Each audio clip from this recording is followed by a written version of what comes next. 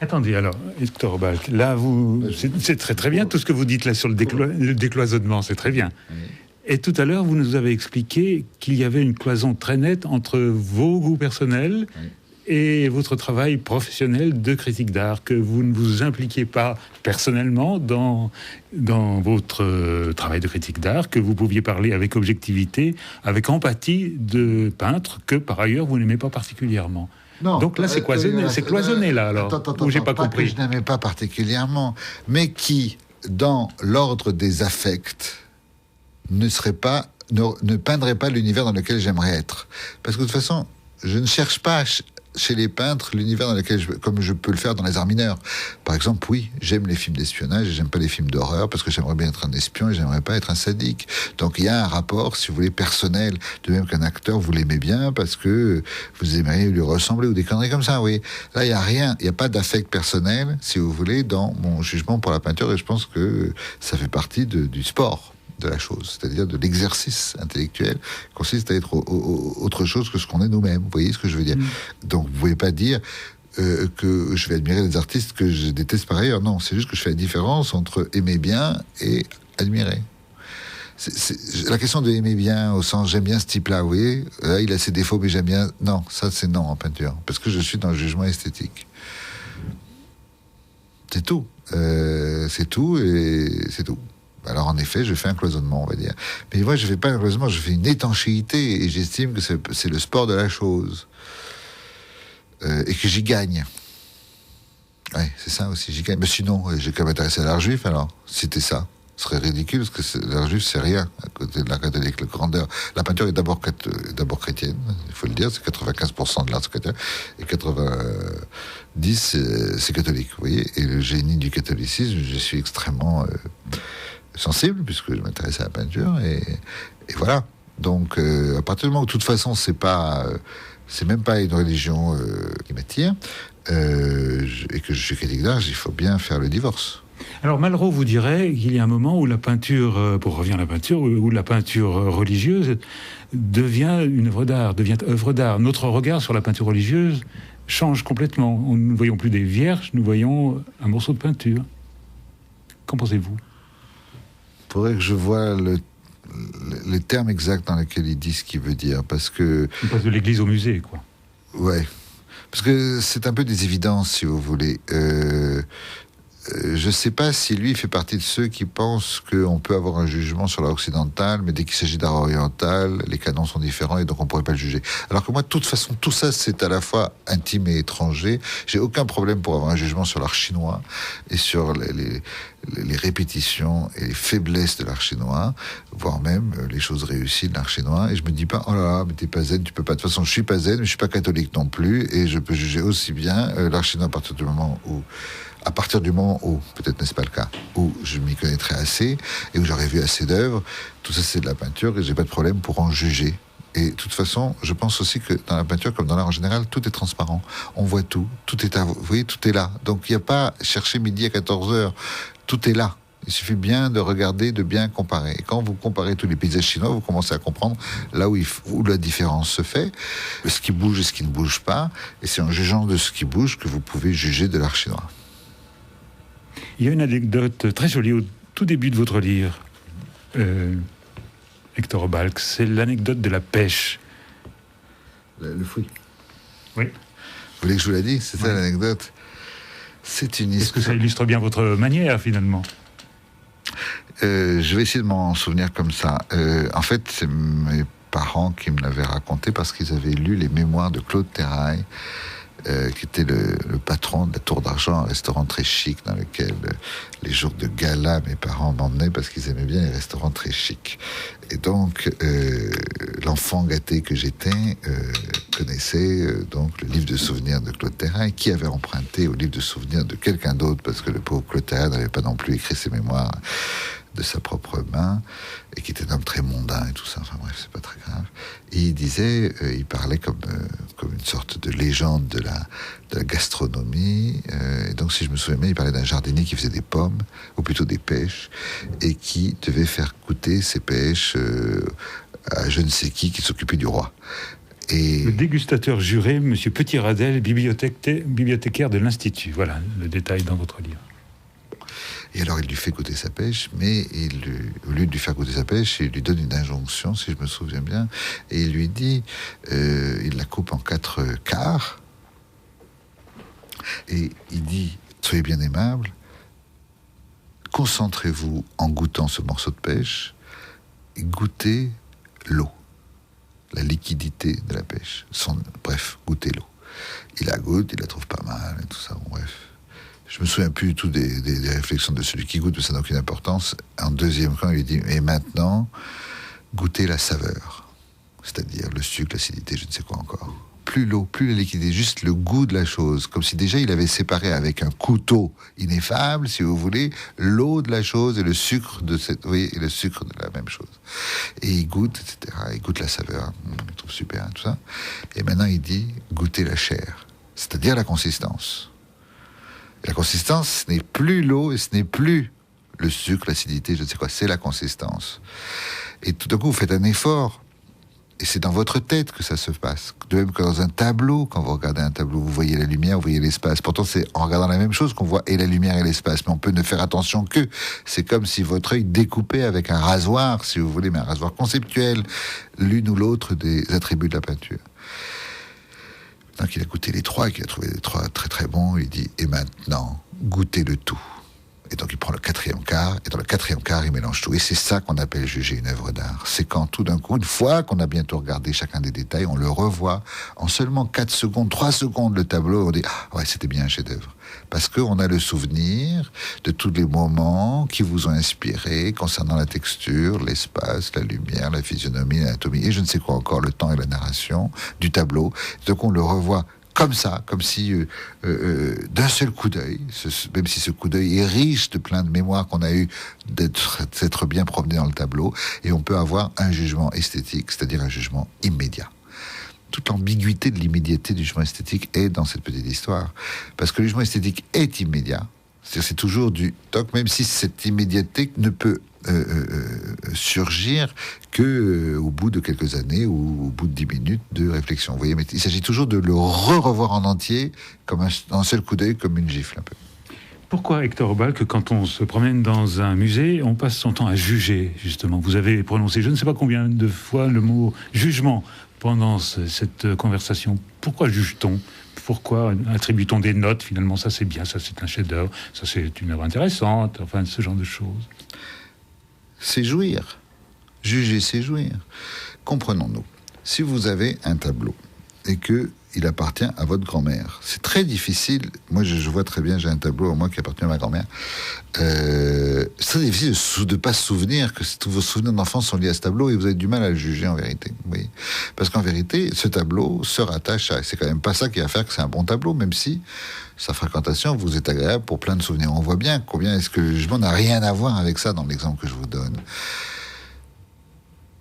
Pourquoi il faut juger un tableau et pourquoi juger c'est véritablement en jouir, en tous les cas dans la manière dont il mérite d'être joui. Il ne mérite pas d'être joui parce qu'il appartient à votre grand-mère, il mérite d'être joui pour ce qu'il est. Donc c'est en vérité la politesse que vous devez à un tableau, c'est de le juger tel qu'il voudrait être jugé, c'est-à-dire dans une comparaison universelle. C'est le jugement, quoi. C'est-à-dire, c'est ça qui fait que... lui, il s'est fatigué pour que vous trouviez ça bien, vous avez intérêt à trouver ça bien ou pas bien, mais en tous les cas, s'intéresser à ce pourquoi le tableau a été fait. C'est-à-dire qu'il réussit son originalité, sa fantaisie, son calme, sa sérénité. Je ne sais quoi qu'il a voulu réussir, mais à vous de voir si c'est réussi. C'est quand même ça, il s'agit bien de jugement à chaque fois. Est-ce que je vous ai pas convaincu, là ? Si, je voulais simplement vous demander quels sont les peintres que vous préférez. J'imagine que c'est le genre de question à ne pas poser, bien entendu, mais comme on arrive à la fin, je me la permets. Alors voilà, quand on dit préféré... alors là, on parle de goût. J'en ai absolument pas. Des peintres que je préfère, je vous le dis tout de suite. En fait, vous détestez la peinture. Il y a des peintres que je trouve meilleurs que d'autres, et il y en a qui font partie des top 15, si vous voulez. Et c'est Van Eyck, c'est Léonard de Vinci, c'est Titien, c'est... Michel-Ange pour les sculptures, vous voyez, peut-être même pas pour les peintures, pour les dessins certainement. Si je vais un peu plus dans le siècle, sans doute il y aurait Certainement, il y aurait Pontormo, plus que Rosso Fiorentino et Parmesan et Corrège. Un peu plus loin, il y a certainement Watteau, Velasquez, Vermeer, Rubens, Goya, Ingres seulement pour les dessins et encore les portraits. Pas les dessins de nu, enfin pas les dessins, il a fait des 10 000 dessins, ça, plutôt les 450 portraits. Cézanne, Picasso, et encore Picasso, j'ai beaucoup de réserves personnellement. Je le mettrais plutôt en 2, oui, parce que j'ai mes catégories. Hein. J'ai 1, 2, 3, 4, 5. Oui. Dans les 1, il doit y en avoir une quinzaine. Il y a Raphaël aussi, j'ai oublié. Et puis il y a les 2 qui sont des génies, mais qui ne sont pas des murges. C'est-à-dire qu'il y a quelque chose de démiurge chez Dürer ou chez Goya. J'ai oublié Dürer, évidemment. Il y a quelque chose, vous voyez, qui dépasse juste le fait d'être un peintre génial. Il y a quelque chose de plus. D'abord, par exemple, Goya et Dürer sont aussi des graveurs immenses. C'est comme s'ils avaient plusieurs œuvres dans une seule œuvre. Vous voyez, il y a quelque chose de démiurgique aussi chez Léonard de Vinci. Oui. Alors que Fra Angelico, qui est un génie, ce n'a peut-être pas cette chose, soit parce qu'elle est révolutionnaire, soit parce qu'elle elle semble comme ça, comme chez Michel-Ange, si vous voulez, d'une grande puissance de création, etc. Alors que c'est un génie, que c'est absolument sublime tout ce que fait. Et puis après, vous avez la catégorie 3, qui sont les peintres qui sont beaucoup moins bons que les 1 et les 2, comme Van Gogh, Caspar David Friedrich, mais qui sont très originaux. C'est-à-dire que l'originalité finalement remporte le morceau. Hopper peut-être aussi. C'est pas très bien peint, vous voyez. Van Gogh est tellement inférieur à Cézanne, hein, la manière dont il peut peindre les baraques, etc. près de la montagne, avec les herbes folles, etc. Mais il est original. Après vous avez les 4. Catégorie 4, c'est pas la honte.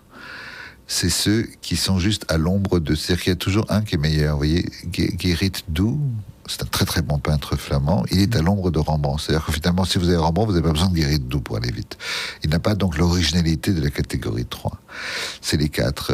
Il y en a plein des 4. Tous les suiveurs, c'est des 4. Ils peuvent être très bons quand même. Et les 5, c'est ceux qui ne méritent pas d'être là où ils sont. Vous voyez, je comprends même pas pourquoi on en parle. Et pourtant, on en parlait à Chagall. Enfin, ça finit, on n'en parle plus parce que vous m'en parliez. Mais il y a aussi Dali. Il y a les 4 et les 5, c'est terrible pour moi. Il y en a un comme ça que je ne peux pas supporter, c'est Pérugin, j'ai beaucoup de mal.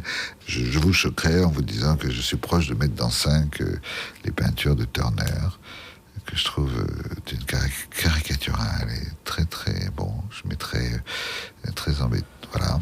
Donc les 1, il y en a une quinzaine, et les 2, il y en a 57. Voilà. Ah, c'est précis. 57 vraiment, ou c'est un chiffre que, comme vous dites 40, comme on dit 40 dans la Bible pour non, dire beaucoup? Pas du tout, 57 vraiment. Je change d'avis tous les jours, mais donc parfois c'est 56, 58. Donc oui, en effet, j'adore faire des... Et c'est pas si facile, vous voyez, c'est quand on est parti dans le jugement, pourquoi pas, pourquoi ceci, vous voyez, mais plus vous jugez, plus vous... Finalement, c'est une façon d'apprécier les artistes aussi. Et de les admirer. Parce que les 1, il y a quand même de l'admiration. Oui, en comparant, en disant, mais non, ils méritent peut-être pas, donc, etc. Et tout d'un coup, c'est bien de voir de près, et je suis un amateur de détails, comme chacun sait.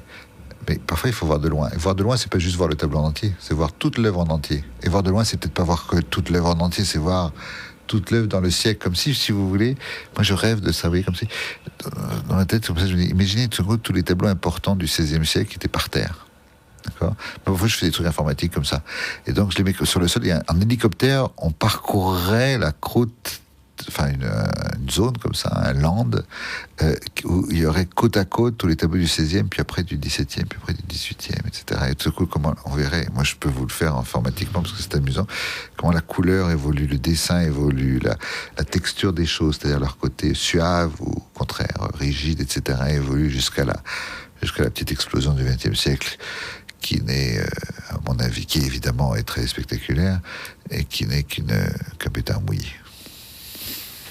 Les plus récents du livre, c'est Kiefer, Anselme Kiefer. Oui, qui est un 3, lui, typique, c'est-à-dire il est original, et il est un peu grandiloquent, et même il n'est pas si bon que ça. Voilà, mais bon, comme au XXe siècle, il faut toujours être un peu plus indulgent.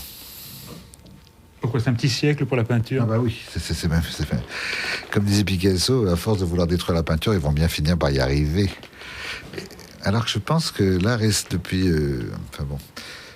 Aujourd'hui, par exemple, c'est pas comme il y a 15 ans. Je trouve que les jeunes générations sont bien meilleurs peintres que ceux qui pouvaient l'être avant.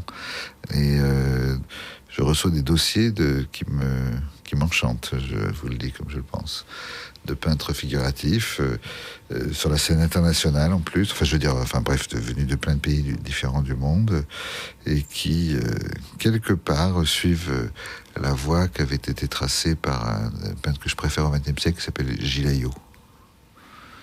Voilà. Donc alors, on termine par une note d'espoir quand même, parce que le grand métier n'est pas perdu. Il se retrouve, il se réinvente, il est très influencé par la photographie. Les gens me demandent toujours, mais pourquoi, et des fois on se demande pourquoi peindre, pourquoi pas photographier la même chose en photo, tous ces gens, parce que la plupart des peintres aujourd'hui peignent d'après des photographies. Et c'est vrai que parfois la photographie elle est mieux que la peinture, on se demande pourquoi tant de boue. Mais Vermeer se servait d'une caméra oscura, ce qui était un peu un appareil photo finalement. Certes, mais surtout, quand vous regardez de près une photo en couleur, pas une photo de Cartier-Bresson, qui ne cherche pas à singer la peinture. Mais quand vous voyez une photo, parce que c'est ça aussi le problème, c'est que la peinture imite la photographie. Enfin, en tout cas, c'est ça la photographie, et la photographie, elle, singe beaucoup la peinture. Hein. Et quand vous regardez de près des grandes cibachromes comme ça, de gens qui font des plages, des grands paysages, vous approchez, vous voyez les pixels, c'est juste affreux. C'est ça qui est beau, c'est que quand vous rentrez dans le détail d'une peinture, c'est une autre sensualité que de rentrer dans le détail d'une photographie. Une photographie ne supporte pas le détail d'ailleurs, en fait, en vérité.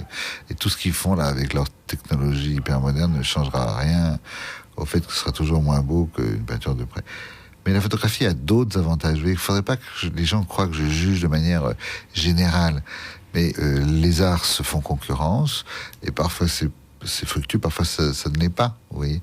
Et je trouve que Cartier-Bresson est un bien plus grand artiste, parce qu'il n'imite pas la peinture que d'autres photographes d'aujourd'hui.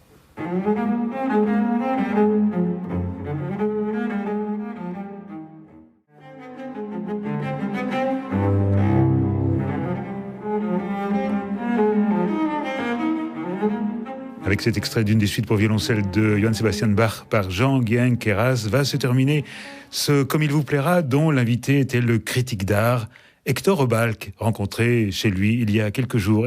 Comme il vous plaira, proposition de Charles Sigel, avec l'assistance de Gabriel Widmer. La mise en page était due à Gilles Ozaman. Plus de renseignements et la possibilité de podcaster, bien sûr, à partir de notre page internet. Vous êtes à l'écoute d'Espace 2, il est exactement 17h.